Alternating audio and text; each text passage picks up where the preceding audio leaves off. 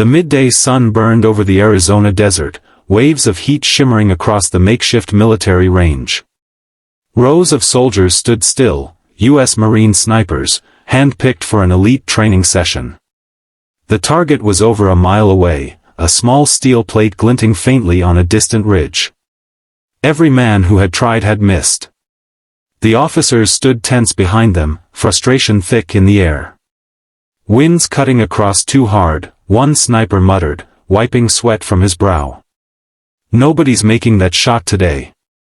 That's when a calm, gravelly voice spoke from behind the group. "Mind if I give it a try?" Everyone turned. Standing at the edge of the range was a man in worn jeans and a faded military cap. His left boot was slightly raised with a limp, the telltale sign of an old injury. He carried no weapon, no badge, no rank. Just a quiet confidence that made every Marine straighten unconsciously. "Who are you?" the sergeant asked, half suspicious, half curious.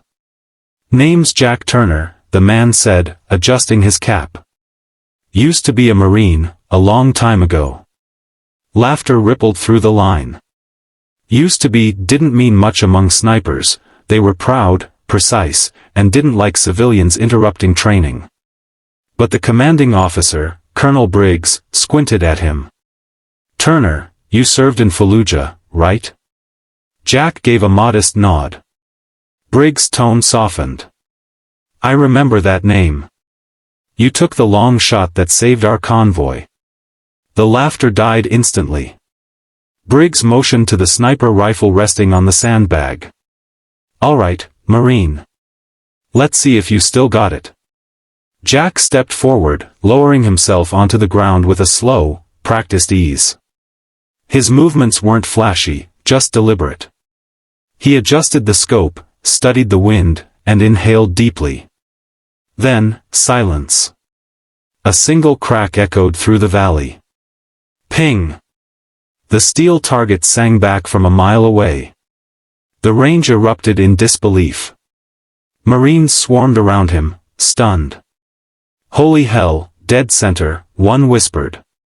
Jack smiled faintly. "Just gotta listen to the wind," he said quietly, handing the rifle back. Later that afternoon, Jack sat alone on the back of his old truck, watching the sunset over the desert. His daughter, Lily, a shy 10-year-old with bright green eyes, ran up holding a small paper target. "Dad. They said you broke the record," she said proudly, throwing her arms around him. He smiled, tucking a strand of hair behind her ear. "Records don't matter, sweetheart. What matters is keeping calm when others lose faith." Colonel Briggs walked over, holding 2 cups of lemonade. "Your old instincts are still sharp, Turner. We could use someone like you back, training the new recruits."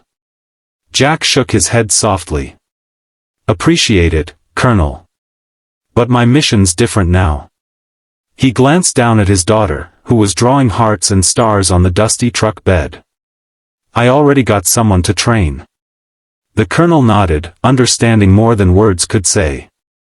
"You're a good man, Turner. You always were." A few days later, a letter arrived from the Marine base, a photo of Jack's perfect shot, framed and signed by every sniper who'd been there. On the back, someone had written, "For teaching us that true aim comes from the heart, not just the eye." Jack hung it above his daughter's bed. And every night, when Lily asked for a story, he didn't tell her about the bullet that hit the target. He told her about patience, purpose, and how the strongest soldiers fight not with weapons, but with love. Moral: sometimes, the most accurate shot isn't the one that hits the target, it's the one that reminds us why we aim in the first place.